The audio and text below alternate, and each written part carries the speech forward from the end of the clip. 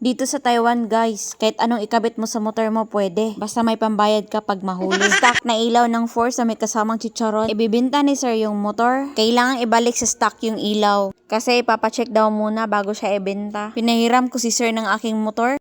Te! Barbie!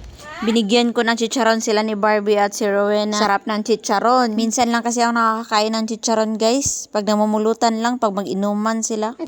Kinabukasan ng aga kong gumising guys. Ganito talaga ako pag may aayusin akong motor. Pero pag sa trabaho, 'di ba, lagi akong late. Magbabaon ako sa labas para doon ako mag-ayos at hindi na ako paulit-ulit ng pasok dito sa factory. Magagalit kasi yung amo namin kapag bukas sara yung gate. Longganisa yung ulam ko guys. Take note. Lasang Pinoy to. Kasi may mga Pilipino na nagbibinta ng ulam dito. Ginunting ko talaga para sure na maluto. So ito na yung baon ko. Nagdala akong kutsara, kanin, baso, at syempre yung tools ko. So ganito lagi no kasi bawal ipasok yung motor dito sa loob ng tinitirhan namin. Medyo stricto yung amo namin kasi nandito lang din kasi sila sa loob ng factory nakatira. Tapos kami din.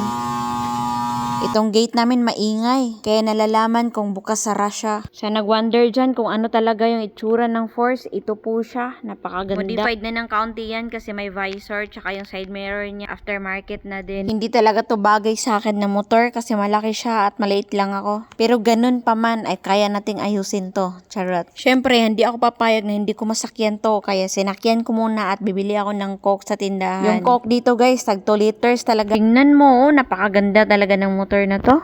At sobrang sariwa, kaya swerte yung makabili nito. Balang araw, sana may lumapit sa akin na masiraan ng makina ng kanilang Force. Kahit donation lang yung labor, pwede. Ang importante, makatulong tayo, no? Nakakatuwa talaga dito kahit mag-isa ako. Kumain na ako dito sa gilid ng daan bago ko umpisahan na tirahin tong Force. Ganito dito sa lugar namin guys, walang katao-tao dyan. Walang mga tambay, walang pakalat-kalat sa daan. Ito yung gusto ko guys, kasi pag may tao kasi sa paligid ko habang nag-aayos, hindi ako makapag-concentrate. Kaya tingin ko hindi talaga aabot sa aking buhay na magkaroon ako ng shop kung hindi ko ma-overcome itong ugali ko na to. Balik tayo dito sa motor, umpisahan ko ng ayusin to. May kamera daw to kaso nalaglag lang. Promise, napakasikip ng mga cover nito. At ayaw ko siyang magasgasan kaya ito yung ginawa ko, nagunting ako ng plastic. Takip to ng pintura at ikakalang ko dyan. As in, extra ingat talaga ako dyan kasi ayaw kong mabasag or may bakas yung pinagtanggalan ko ng cover niya. Pero don't worry guys kasi pangatlong Force ko na to na nagawa na puro ilaw yung issue. Kaya medyo alam na natin kung gaano kasikip yung mga cover niya. Tapos ito, na-realize ko na dapat baklasin ko muna itong visor.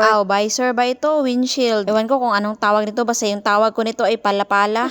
After kong matanggal yung palapala, natanggal ko na din yung front cover niya. Ang astig, parang lumiit yung motor kasi wala ng palapala. So ito na, nakita ko na. Yung busina niya, putol yung bracket. Ito talaga yung mahirap dito sa shop ko. Naabutan ako ng init kaya lumipat na naman ako dun sa lilim sa kabila. Tanggalin ko muna tong kanyang pulang bigote. At ayun, pagtanggal ko ng bigote, nakita ko tong camera, nakalaylay lang pala, hindi pala nalaglag. At ayun, bumalik na naman ako dito sa shop ko kasi mainit na naman doon. At ito, natanggal ko na yung buong ilaw. Tiningnan ko yung wirings, plug and play lang naman pala siya. So, tatanggalin ko yung LED at ipalit ko yung stock na ilaw. Hindi ko na pinakialaman yung wirings kasi hindi naman ako yung nag-wirings ito nung una. Tadang! Ito na yung LED niya na ilaw, natanggal ko na. So, buong headlight talaga siya guys. Ang ganda. Malaki yung isang kabilang mata. Pero bawal yan eh, kaya bye-bye. Balik tayo dito sa stock. Tapos na, naikabit ko na siya. Kaya ikabit ko na din sa motor. Medyo masailan sa mata ng mga pulis pag naka-LED yung ilaw dito guys. Lalo na pag hindi naka-indicate sa blue card. Blue card pala yung tawag namin dun sa registro ng motor dito guys. Kasi color blue man siya. Doon naka-indicate yung pangalan ng may-ari, yung kulay ng motor, etc. etc. Basta lahat ng detalye ng motor. Engine number, mga ganung bagay ba. Pumasok muna ako sa factory guys kasi nauhaw talaga ako. Timing naman, nagpaypay yung boss namin. Kaya wide open yung gate.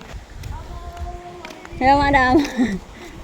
Narinig nyo guys, binati ako ng amo namin. Pero plastic yan kasi nung nakaraan pinatawag ako sa broker, kakaayos ko ng motor. At pinagbawalan ako. Well, karapatan naman nila yun kasi amo ko sila. Pero nalogi ako ng kaunti doon kasi usapan namin alagaan ko yung halaman tapos okay lang na mag-ayos ako ng motor. Tapos nung nag-alaga na ako ng halaman nila, ayun, pinatawag na ako sa broker. Tapos bawal na, kaya dito na ako sa labas nag-ayos-ayos. So hello Dwi, si Dwi pala to, Indonesian to, katrabaho ko. Sa marang kinabuhi dire. Bali yung inita dire oh, sus. Sus.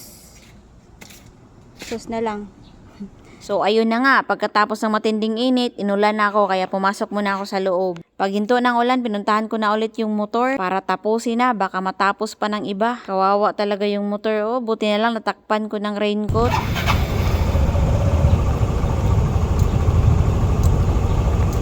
Nagtesting na ako, goods na to, nailaw na. So, ganyan yung ilaw ng Force, no? Kindat-kindat siya. High and low niya, kindat-kindat, hindi nagsasabay. Shoutout pala sa mga kababayan ko na nag-Force dito. Nagwa-wirings ako nito na pwede kong pagsabayin yung high and low niya. Bili lang kayo ng switch ng S-Max at 2 relay. Yung labor sa magtatanong, kayo na bahala. Donation lang, pwede na yun. Ito na, sinauli ko na lahat, pati bracket. At syempre, hindi ko kakalimutan yung palapala.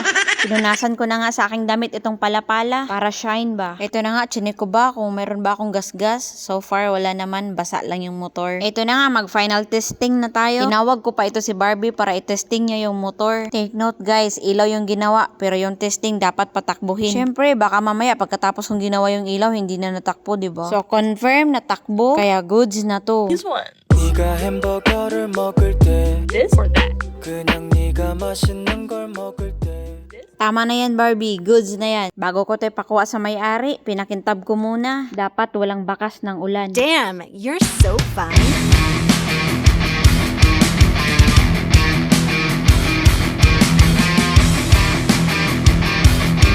At pinakuha ko na to sa may-ari. Di na kami nagkita. Iniwan ko na lang to sa labas kasi pumasok na ako kasi curfew na kami. Tapos pagpasok ni Mon, may nakita daw siya na iniwan ng may-ari ng motor doon. Bigay daw para sa akin. Uy, gagi, ang dami ng binigay na baboy.